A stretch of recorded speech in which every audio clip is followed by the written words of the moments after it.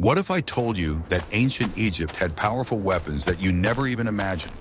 You are about to learn a lot of new things. Pyramids, pharaohs, mysterious hieroglyphs. This is how we are used to seeing ancient Egypt. But behind the facade of majestic temples lay a powerful and effective military machine. This civilization survived for thousands of years, not only thanks to the wisdom of its priests, but also thanks to the sharpness of its blades and the strength of its shield. We often think of the Egyptians as builders and priests, forgetting that their armies fought successful wars for centuries. They created an arsenal that was simple, functional, and deadly at the same time. This story is not about magic, but about metal, wood, and inhuman ingenuity directed toward one goal. Watch the video to the end to learn how a simple agricultural tool became a symbol of the pharaoh's power and the most recognizable weapon on the battlefield.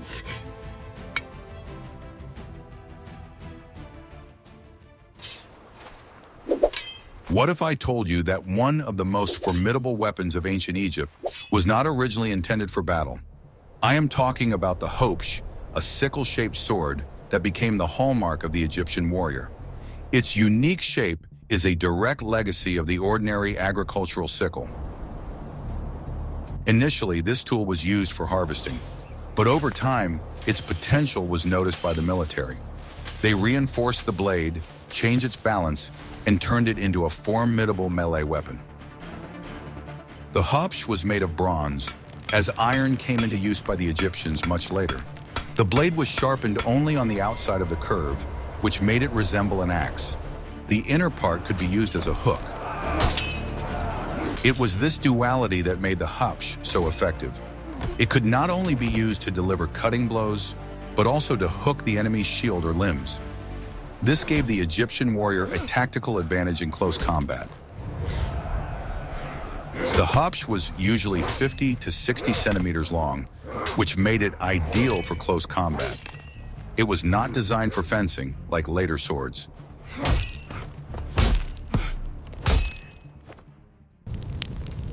The hilt was simple, usually made of wood, and attached to the blade with rivets.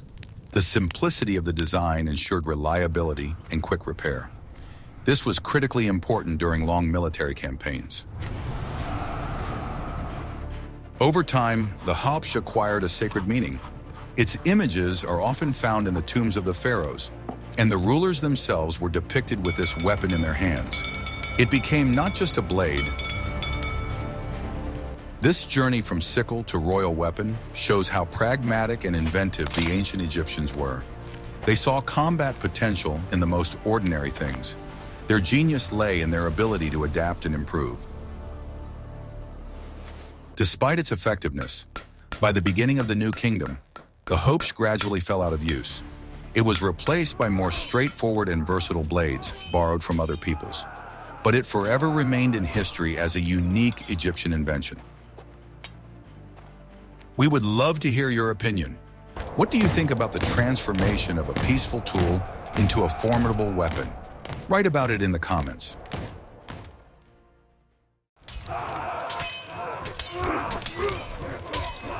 Are you ready to learn the truth about the weapon that formed the backbone of the Pharaoh's army for thousands of years? It is not the exotic hoplite, but the simple and reliable spear. It was the most widespread weapon on which the entire power of the Egyptian infantry depended. Stay strong, my brothers. The Egyptian army used two main types of spears. The first was short, about 1.5 meters long, designed for close combat. The second was long, up to 3 meters, and was used in dense formations. The shaft was made of strong wood species that grew in Egypt, such as acacia. The tip was made of copper and later bronze. It had a leaf-shaped or diamond-shaped form, ideal for stabbing blows. The simplicity of manufacture made it possible to arm huge numbers of infantrymen with spears. It was a cheap and effective weapon that did not require lengthy training. Any recruit could master the basic techniques of spearmanship in a short time.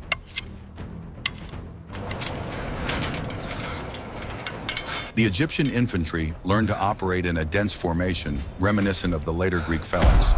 The front row of warriors held out their long spears, creating a veritable wall of sharp points in front of them. It was extremely difficult to break through such a formation. The short spear was used in more maneuverable combat. It could not only be used for stabbing, but also thrown over short distances.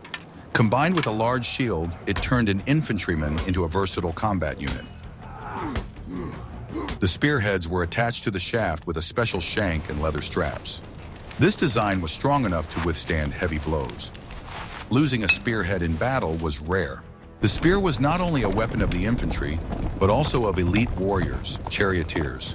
They used shorter throwing spears or javelins to strike the enemy from a distance. A supply of such javelins was kept in a special quiver on the chariot. Despite the emergence of more sophisticated weapons, the spear remained in service with the Egyptian army throughout its history. Its reliability, low cost, and effectiveness in mass combat were undeniable. It was a true soldier's instrument of war. But even the longest spear is useless without reliable protection. In the next chapter, you will learn how the Egyptians turned their shields from a simple means of defense into a full-fledged tactical weapon.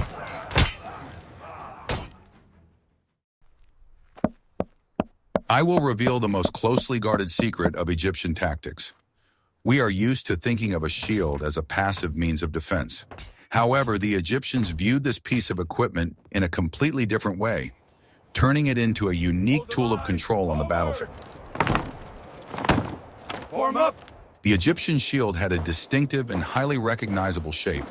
It was large and rectangular, but with a rounded top. This shape provided maximum protection for the warrior's torso from arrows and spears. The shields were made of light wood and covered with several layers of stiff leather or hides. This made them strong enough to stop an arrow, but light enough to maneuver. But the main uniqueness lay not in the materials, but in the tactics of use. Egyptian warriors acting in close formation created a solid wall with their shields. This wall was virtually impenetrable to most weapons of the time. Soldiers learned to use not only the strength, but also the weight of the shield. With a powerful push, they could knock an enemy off their feet or break their formation. Press on! It was a simple but very effective technique that caused confusion in the enemy's ranks. The large size of the shield also gave a psychological advantage. We can't do this. The wall of shields, slowly and inexorably advancing on the enemy, looked intimidating. It was a powerful means of demoralizing the enemy army even before the main battle began. Shields were often brightly painted. They bore the emblems of military units or religious symbols. This not only helped in commanding troops on the battlefield, but also served as an additional factor of intimidation. Outside of battle, shields required maintenance. The leather covering had to be regularly greased to prevent it from cracking in the dry Egyptian air. Preserving the shield was as important a task as caring for weapons. For carrying on the march, the shield had a special strap that could be slung over the shoulder. This freed the warrior's hands and allowed him to cover long distances. Thus, the Egyptian shield was not just a piece of wood and leather. It was a complex tactical tool, a weapon for attack and defense, a means of psychological pressure, and a symbol of belonging to a great army.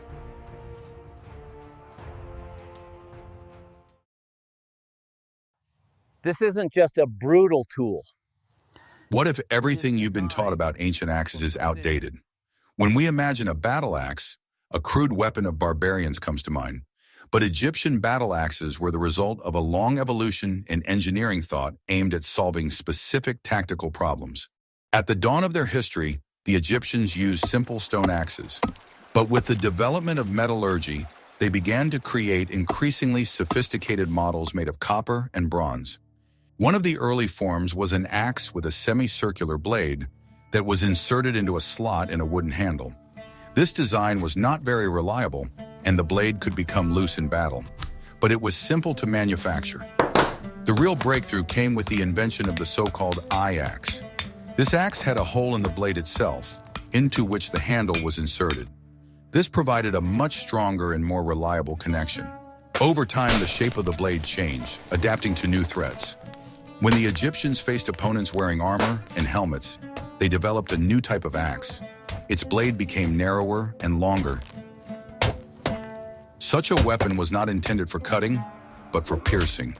The narrow blade concentrated all the force of the blow at a single point, allowing it to effectively pierce bronze helmets and armor. It was a highly specialized tool against protected targets.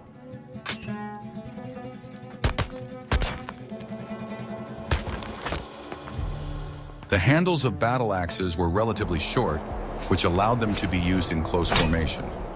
The axe was a melee weapon that complemented the spear and shield. It was often carried as a secondary weapon on the belt.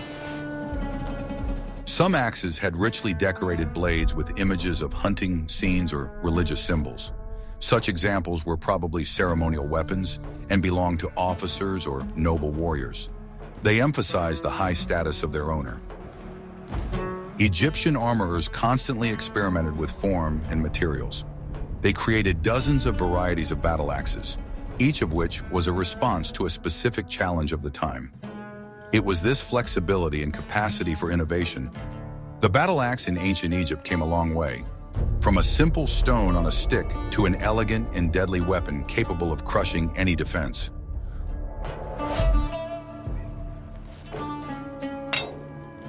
These are the tools of war, honed through generations.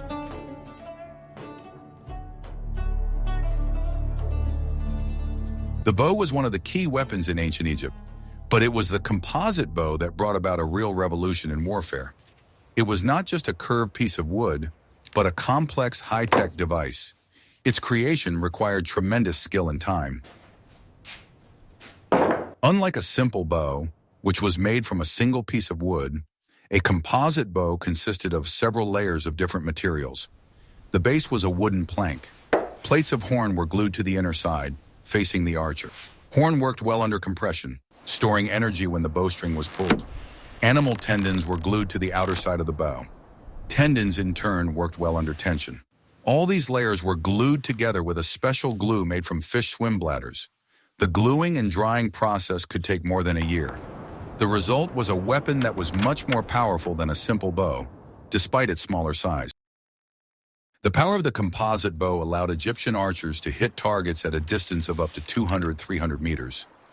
This gave them a huge advantage over enemies armed with simple bows. The arrows were also carefully designed. The shaft was made of light but durable reed. Feathers were attached to the rear end to stabilize flight, and a tip was attached to the front. The tips varied depending on the target. Wide, leaf-shaped tips made of flint or bronze were used against unprotected infantry. Narrow, fast-setted tips capable of piercing armor were used to defeat armored warriors. Not everyone could become an archer.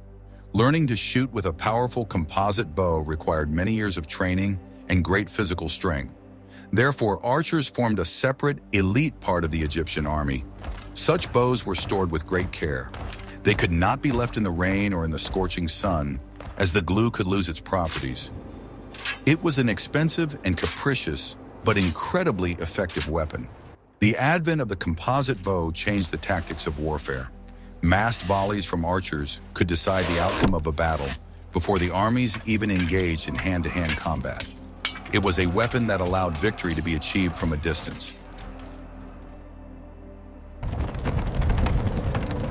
Guess what happened next when the Egyptians combined speed and long-range weapons? They created the chariot, the most formidable weapon of the New Kingdom. It was not just a cart, but a real mobile firing platform that changed the face of war. The Egyptian chariot was the pinnacle of engineering of its time. It was designed to be as light and fast as possible.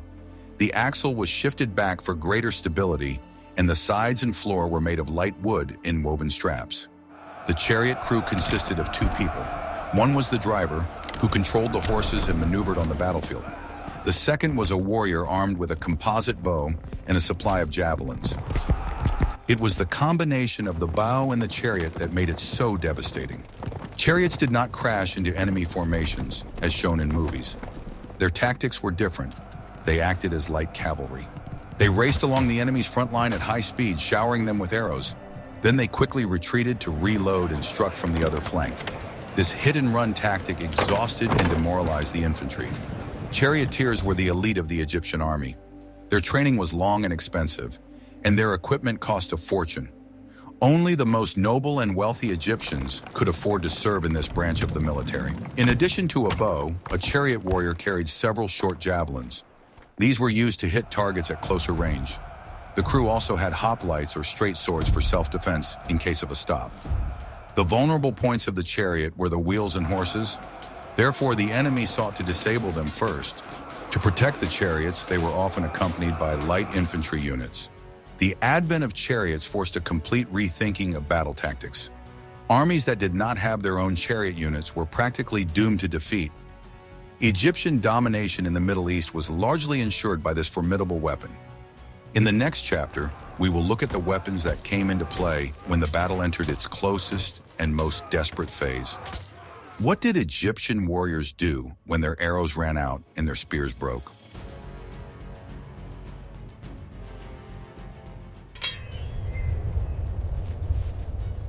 When the battle reached close quarters and long weapons became useless, the dagger came into play. It was a personal weapon, a weapon of last resort. Every Egyptian warrior carried one, from the common foot soldier to the pharaoh. Early Egyptian daggers had flint blades, but with the development of metallurgy, they began to be made of copper and then bronze. The blades were leaf-shaped, double-edged, and designed primarily for stabbing. The handles of daggers were made of wood, bone, or ivory. They were often richly decorated, especially those belonging to noble warriors. The handle and blade were either made as a single piece or joined with rivets. The dagger was not only a weapon, but also a status symbol. The richer and more skillfully decorated the dagger, the higher the status of its owner. In battle, the dagger was a secondary weapon. It was used when the main weapon, a spear or axe, was lost or broken. In the confines of a melee, a short blade was much more effective.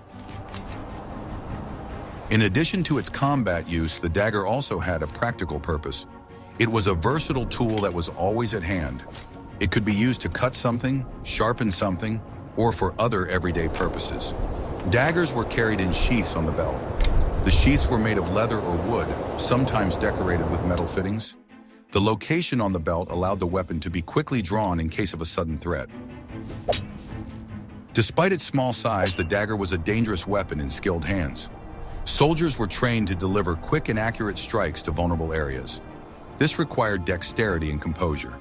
With the advent of longer straight swords, the dagger's role as the primary weapon for close combat diminished. However, it never fell out of use. The fact that every soldier carried a dagger speaks to the harsh reality of ancient battles. They often degenerated into chaotic individual duels. In such situations, a short blade could be the deciding factor.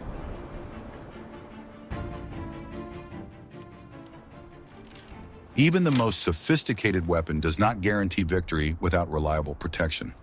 Although Egyptian warriors are often depicted with bare torsos, they did have their own means of protection. However, they were very different from the metal armor we are familiar with. The main means of protecting the body was armor made of several layers of glued linen. This technology, known as linothorax, was widespread throughout the ancient world. Linen fabric, glued in 15-20 layers, became incredibly durable. Such armor was light enough, which was critically important in the hot Egyptian climate.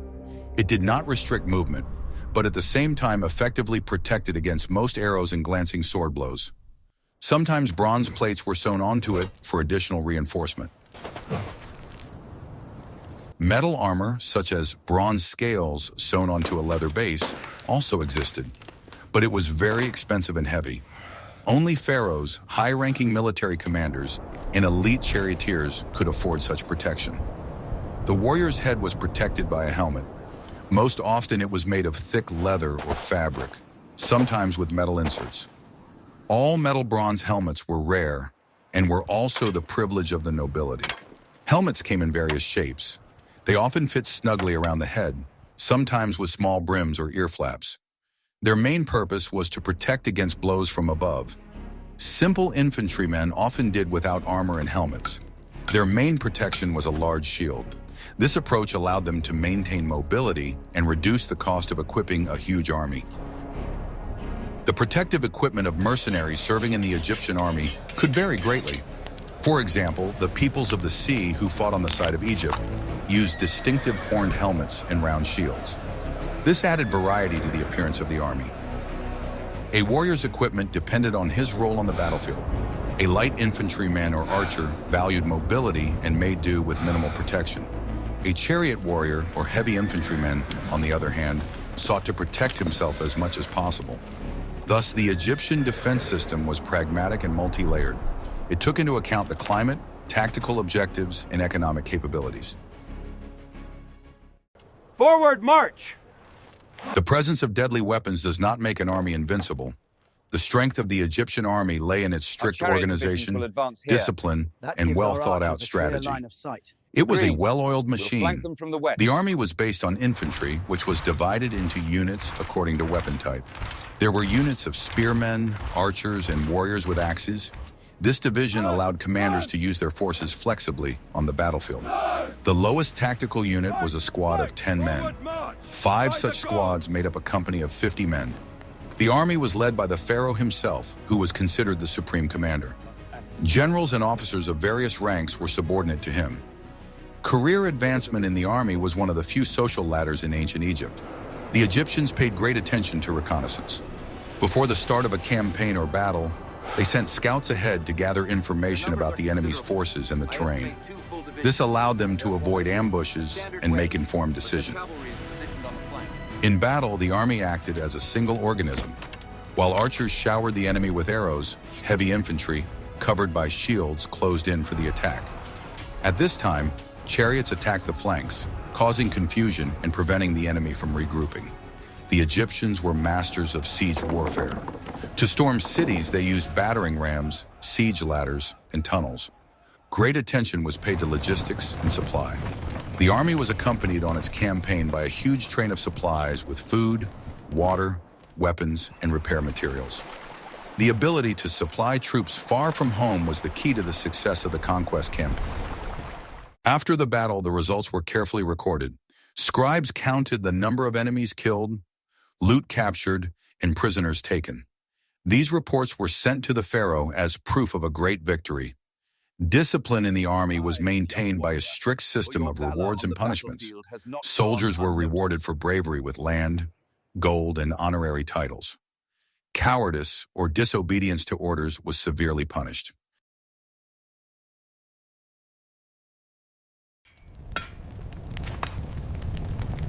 The military machine of ancient Egypt was not a static system. It was constantly evolving, borrowing and adapting the technologies of its enemies. It was this ability to learn that allowed Egyptian civilization to dominate the region for centuries. One of the most striking examples of such borrowing is the composite bow and chariot. These technologies were brought to Egypt by the Hyksos, who conquered the country during a period of turmoil. The Egyptians did not simply copy them, but significantly improved them. After expelling the Hyksos, the Egyptians used their own weapons to create their own empire in the new kingdom.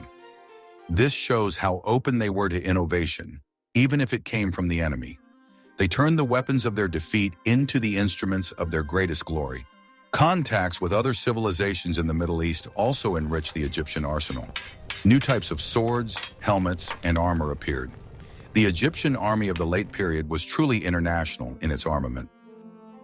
In turn, Egyptian military thought and tactics also influenced its neighbors. The organization of the army, the use of different types of troops, and tactical techniques were all studied and adopted by other peoples. Confrontation with Egypt was a serious school for any commander. With the beginning of the Iron Age, Egypt's military superiority began to wane. Bronze weapons could no longer compete on equal terms with cheaper and more widely available iron weapons. Egyptian industry was slow to restructure. Our bronze is strong, but their iron, it feels different. We must stand firm for Egypt! Nevertheless, many elements of Egyptian military affairs continued to live on. The principles of infantry organization, the tactics of using light troops, and the importance of logistics were lessons learned by later empires. Egypt's military legacy did not disappear without a trace. Studying the weapons of ancient Egypt is not just about looking at artifacts in museums. It is an opportunity to understand how technological development, tactical thinking, and the ability to adapt determined the fate of an entire civilization. Every spear and every shield tells the story of the rise and fall of a great empire. The khopesh, composite bow, and chariot have become synonymous with the military might of ancient Egypt. They demonstrate that behind the majestic pyramids and golden mass stood a force capable of defending and conquering. Weapons were an integral part of the lives of the ancient Egyptians. They ensured the security of borders, allowed control of trade routes, and enabled the extraction of resources.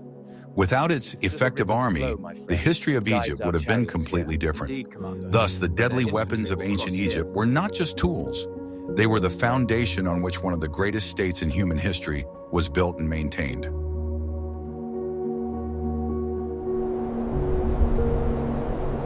We have taken a journey through the arsenals of ancient Egypt and seen that behind each weapon there is its own history, evolution, and tactical thinking. From a simple spear to a complex composite bow, from a sickle-shaped khopesh to a fast chariot, all of these were part of a unified military system. This system allowed the civilization of the pharaohs to flourish for millennia. Egyptian warriors proved that victory on the battlefield is the result not only of personal bravery, but also of technological superiority, strict organization, and thoughtful strategy. Please suggest topics for future videos that you would like to see on our channel in the comments. Which military history or ancient civilization interests you the most? And don't forget to subscribe so you don't miss our new research.